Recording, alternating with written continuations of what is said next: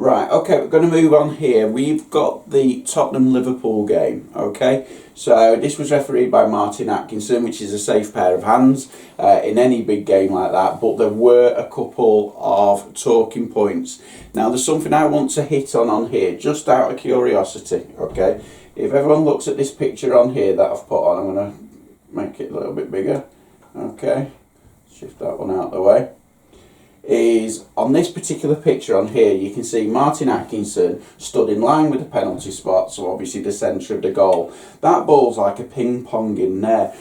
Is it a new thing that our referees, now I'm a big advocate for them going in the area, but that to me is a danger zone. So if I move that here, this here is the danger zone, the most likely place that the ball is going to exit. Why are we standing in the middle? It shouldn't be there.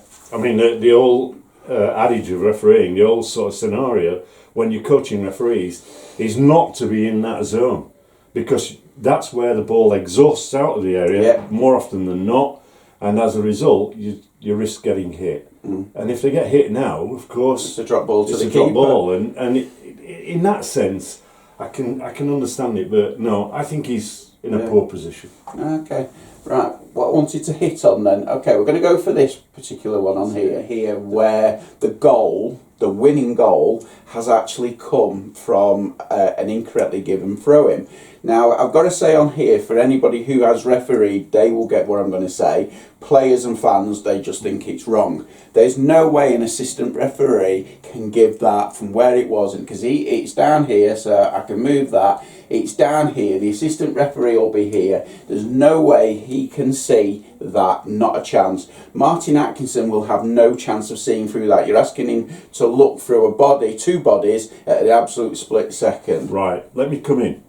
Because my advice to a referee is, if there is this element of doubt about a throw-in, it's a defender's throw-in then, not an attacker's. Yeah. And therefore basic refereeing, basic common sense went out of the window here. Okay. So I would have awarded that without VAR to the defending team. I'm unsure defender. And that's what you do. However, that's a great point. So however, what he's done, he's awarded it incorrectly. You're quite right, the assistant had a chance. Martin hasn't got a chance. This is part of the law. But this is where I think VAR has a greater role to play. Yeah, there's a protocol, stick to that protocol. How you stretch that protocol is VAR saying, Martin, I'm looking in front of the screen, that's a throw-in too. Yeah. And you overcome the problem. On that one, so. And then the big talking point for this particular game on here was the Tottenham fans, like any home fan will be saying, is that's a red card. Still doesn't give it justice. I know that it doesn't give it justice. Because one of the things I said to you straight away was there is no intensity in that tackle, and it is almost the side of the foot, not the studs up. Yeah. On there. Nothing was given. Well, first of all, it was missed because the referee was looking for the ball coming across into the penalty area rather than holding his gaze and looking at the afters here. Right. So that was the first error. Yeah. Now, this is a tight call. Yeah. Because it's how you view it. For me, there isn't the excessive force in the challenge, and neither is there malice. And I think the guy made a genuine attempt to play the ball, but that doesn't necessarily get him out of jail. No. Because you can't use the ball as a decoy in a challenge. It's reckless.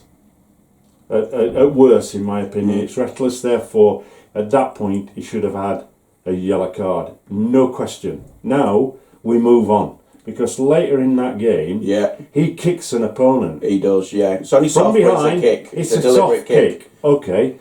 You and I and many referees will have a great debate. Will never satisfy. Yeah. For me, right, I know the law in that situation would cover me either way. Yeah. If I wanted to give a red, it might be harsh, but he's made an attempted kick. But on this occasion, that kick has made contact. He could get a red for that. Yeah. He would get a yellow. So there he is. He's a lucky boy. He is. Robertson.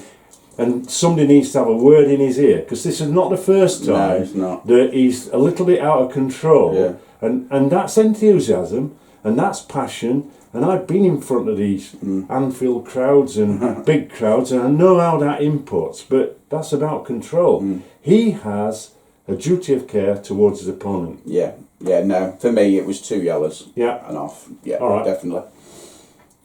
We agree with Martin Atkinson then, apart from the first one. Okay, this one, really quick one. Right, this is Anthony Taylor. He had Manchester United versus Norwich. Once again, I've got the centre. That ball's just been whipped in and he's in the middle, and that could have gone anywhere. But we were quite harsh on him because he's had a couple of really bad games. But I just want to show, one, his positioning for that penalty, which was absolutely terrific. Spot on. Yeah, it was. But what I want to hit on is something that had happened in the game, okay, that I didn't understand, and I'm hoping you can elaborate on here. Okay, so I want you to explain to me this, because I couldn't get it at the time. Okay, there is a foul here on Manchester United player, okay, but as he goes down, he stretches with the ball, okay, so Manchester United were attacking this, he stretches with the ball to get it away, okay, the ball goes that far back, okay, and the winger picks up that particular ball. Why is that then not brought back? Because how is there an advantage with it going back there when there's a free kick in the centre of the goal? This is the quality of the games that we officiate at the elite level. Yeah. Because we're dealing with highly skillful players. You know, not being derogatory here, in a grassroots game, quality of the pitch, the wind, all that goes with it makes it difficult for referees when they apply advantage. On a silk pitch, no matter what the conditions are in terms of the weather, he's seen an opportunity, he's viewed it. That's his judgment. Yeah. He allows it to apply an advantage. If that advantage doesn't materialise, he can pull it back. Brilliant. He's got that option. Yeah, well, we're going to come to that. We're going to come to that Yeah. because we've got an interesting one in a bit on that one. Thank you. Okay, Paul Tierney, again, another great game, okay. The biggest talking point was the red, because it was overturned, he gave a yellow, and there were a lot of fans on saying you should have seen it in real time. There's a lot of fans saying it isn't even a yellow. So Wow. this is a right mixture. Some saying it's not a yellow, some saying it's not a red, some saying he should have seen it in real time. From his angle of what he's seen that at, it was a yellow. In normal speed, it was a yellow. What got me though was the fact that we only saw it once and we knew it was a red. Yeah, I mean, this underpins the point that we go on about every week about viewing angle and position. Yeah. He has no chance. He's seen it as a yellow. Yeah. He's given it as a yellow. Control the scenario. VAR's come in. Now this is where I have a big area to talk about. Takes nearly 2 minutes for the VAR to determine that's a red card. Yeah. It took me like that's a red card. Yeah. Now I'm not being clever here. The one thing that disappointed me is this is the ideal opportunity for a referee in top form, refereeing really well. He's like probably less than 10 yards from the screen. He goes across and he sees it, and I'll guarantee that guy goes, it's red. And it's And he would have quicker. done that in about 20-30 seconds. Yeah, and it would have been quicker than Stockley Park, without a doubt. Because Absolutely. the other thing as well, I wanted just to point out why this is a red and the Robertson one wasn't, is if you look at the pictures and you look at the stills and you actually watch it, it's full studs and it's flat. It's a leg breaker, okay? I think that, And speed. yes, I mean, what we've got is excessive force. Yeah. There's malice in the challenge.